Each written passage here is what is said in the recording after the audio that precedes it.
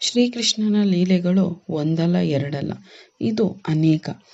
ಜಗತ್ತಿಗೆ ಗೊತ್ತಿಲ್ಲದ ತುಂಬ ಅನೇಕ ಘಟನೆಗಳು ಇದೆ. ಅದರಲ್ಲಿ ಮುಖ್ಯವಾದ 5 ಘಟನೆಗಳನ್ನು ಇಲ್ಲಿ ಹೇಳ್ತೀನಿ.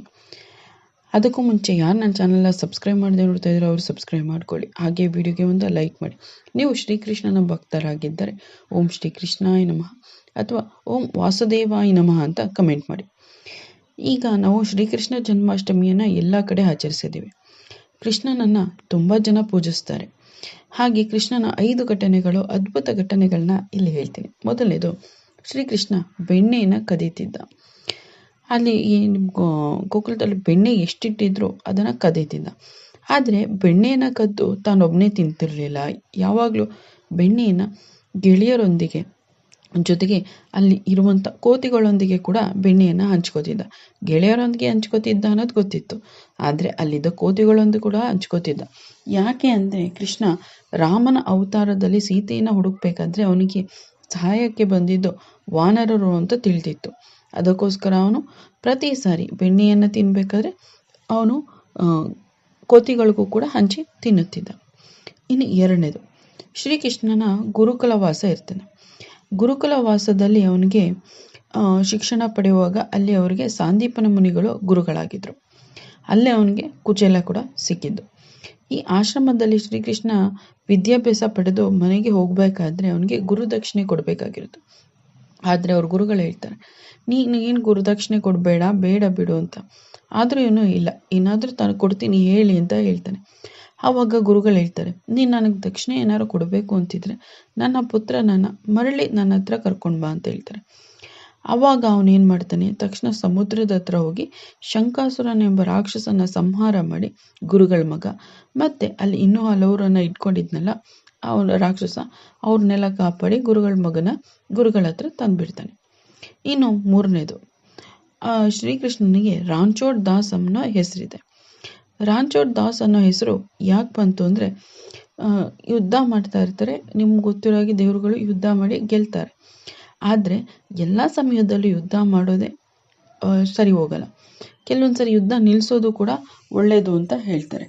ಈಗ ಯಾಕಂದರೆ ಕೆಲವೊಂದು ಸರಿ ಯಾರೋ ಬೈತಾ ಇದ್ದಾರೆ ಅಂತ, ಯಾರೋ ಜಗಳ ಆಡ್ತಾ ಇದ್ದಾರೆ ನಮ್ಮ ಜೊತೆ ಅಂತ ನಾವು ಕೂಡ ಜಗಳ ಆಡೋದ್ರಿಂದ ನಮ್ಮ ಮನಸ್ಸು ಹೊಲಸಾಗುತ್ತೆ.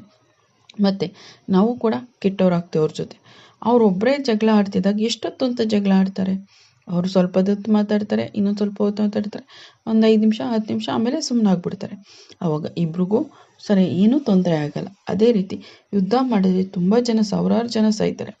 ಹಾಗೆ ಎಲ್ಲ ಇದರಲ್ಲೂ ಯುದ್ಧ ಮಾಡಬಾರ್ದು, ಎಲ್ಲ ಸಮಯದಲ್ಲೂ ಯುದ್ಧ ಮಾಡಬಾರ್ದು ಅಂತ ಅವನೇನು ಮಾಡ್ತಾನೆ, ರಣಭೂಮಿಯನ್ನು ಬಿಟ್ಟು ಓಡಿ ಹೋಗ್ತಾನೆ.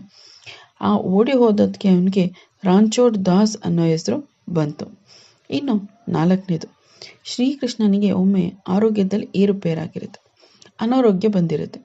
ಅರಮನೆಯಲ್ಲಿರೋ 8 ಜನ ಪತ್ನಿಯರು ಕೂಡ ಶ್ರೀಕೃಷ್ಣನ ಆರೈಕೆಗೆ ನಿಲ್ತ್ಕೋತಾರೆ. ಆದರೆ ವೈದ್ಯರು ಏನು ಹೇಳ್ತಾರೆ ಅಂದರೆ, ಇದೇನು ಮಾಡಿದ್ರೂ ಆಗಲ್ಲ, ಶ್ರೀಕೃಷ್ಣನ ಯಾರು ಪ್ರೀತಿಸ್ತಾ ಇರ್ತಾರೋ ಅವರು ತಮ್ಮ ಕಾಲಿನ ಧೂಳನ್ನು ತೆಗೆದು ಶ್ರೀಕೃಷ್ಣನ ಹಣೆಗೆ ಹಚ್ಚಬೇಕು ಅಂತ ಹೇಳ್ತಾರೆ. ಆದರೆ ಅವನ ಹೆಂಡ್ತಿರು ಯಾರೂ ಒಪ್ಪಲ್ಲ. ಅವರು ದೇವರು, ನಾವು ಅವ್ರಿಗೆ ನಮ್ಮ ಕಾಲಿನ ಧೂಳನ್ನ ಅವ್ರಿಗೆ ಹಚ್ಚೋದು ಸರಿ ಹೋಗಲ್ಲ ಅಂತ ಹೇಳ್ತಾರೆ. ಆದ್ದರಿಂದ ಅಲ್ಲಿರೋರು ಯಾರೂ ಹಚ್ಚಲ್ಲ. ಆ ರೀತಿ ಸುಮ್ಮನಿದ್ದಾಗ ಗೋಪಿಕೆಯರ ಹತ್ರ ಬಂದು ಕೇಳಿದಾಗ ಗೋಪಿಕೆಯರು ಏನು ಮಾಡ್ತಾರೆ, ಅವರು ಬೇಗ ಕೃಷ್ಣ ವಾಸಿಯಾಗಲಿ ಅಂತ ಏನು ಮಾಡ್ತಾರೆ, ಪಾದದ ಧೂಳನ್ನ ತೆಗೆದುಕೊಡ್ತಾರೆ. ಅದನ್ನು ಹಚ್ಚಿದ ತಕ್ಷಣ ಶ್ರೀಕೃಷ್ಣ ವಾಸಿಯಾಗ್ತಾನೆ, ಆರೋಗ್ಯದಿಂದ ಎದ್ದೇಳ್ತಾನೆ ಅಂತ ಹೇಳ್ತಾರೆ. ಇನ್ನು 5ನೇದು, ನಮಗೆ ಶ್ರೀಕೃಷ್ಣ ಹೇಗಿದ್ದಾನೆ ಅಂತ ಗೊತ್ತಿರಲ್ಲ. ಶ್ರೀಕೃಷ್ಣ ಅಂದ ತಕ್ಷಣ ನಮಗೊಂದು ನವಿಲ್ಗರಿ ಇರುತ್ತೆ, ಆಭರಣ ಇರುತ್ತೆ, ತಿಲಕ ಇರುತ್ತೆ, ಪಂಚೆ ಇರುತ್ತೆ, ಶಲ್ಯ ಇರುತ್ತೆ, ಒಂದು ವೇಷಭೂಷಣ ನೀಲಿ ಬಣ್ಣದಲ್ಲಿರ್ತಾನೆ. ಅವನು ಒಂದು ವೇಷಭೂಷಣ ಹೆಂಗೆ ನೆನಪಾಗುತ್ತೆ ಅಂದರೆ, ಅದಕ್ಕೆ ಮಾಡಿದವರು ಅಂದರೆ ಅರ್ಜುನನ ಮಗನ ಅಭಿಮನ್ಯುವಿನ ಪತ್ನಿ ಉತ್ತರೆ ಶ್ರೀಕೃಷ್ಣ ಯಾವ ರೀತಿ ಕಾಣಿಸ್ತಾ ಇದ್ದ ಅಂತ ಮೊದಲನೇ ಬಾರಿ ಹೇಳಿದವಳು. ಆಕೆ ಹೇಳಿದಂಗೆ ಚಿತ್ರ ಬಿಡಿಸಿದ್ದು ವಜ್ರನಾಭಿ ಅಂದರೆ ಶ್ರೀಕೃಷ್ಣನ ಮರಿ ಮೊಮ್ಮಗ. ಹಾಗಾಗಿ ಅವ್ರು ಯಾವ ರೀತಿ ಹೇಳಿದ್ರು ಆ ರೀತಿ ನಾವು ಶ್ರೀಕೃಷ್ಣನ ನೋಡ್ತಾ ಇದ್ದೀವಿ. ಇಷ್ಟು ಶ್ರೀಕೃಷ್ಣನ ಬಗ್ಗೆ ನಮ್ಗೆ ಯಾರಿಗೂ ಗೊತ್ತಿಲ್ಲದೆ ಇರೋ 5 ಘಟನೆಗಳು. ಈ ವಿಡಿಯೋ ಇಷ್ಟ ಆಗಿದೆ ಅಂತ ಭಾವಿಸ್ತೀನಿ. ಇಷ್ಟ ಆಗಿದ್ರೆ ಲೈಕ್ ಮಾಡಿ, ಹಾಗೆ ನನ್ನ ಚಾನಲ್ ಯಾರು ಸಬ್ಸ್ಕ್ರೈಬ್ ಮಾಡದೆ ನೋಡ್ತಾರೆ ಅವರು ಸಬ್ಸ್ಕ್ರೈಬ್ ಮಾಡ್ಕೊಳ್ಳಿ. ಹಾಗೆ ನಿಮ್ಮ ಅಭಿಪ್ರಾಯನ ಕಮೆಂಟ್ ಮುಖಾಂತರ ತಿಳಿಸಿ. ಕೇಳಿದ್ದಕ್ಕೆ ಧನ್ಯವಾದಗಳು. ಮುಂದಿನ ವಿಡಿಯೋದಲ್ಲಿ ಸಿಗೋಣ.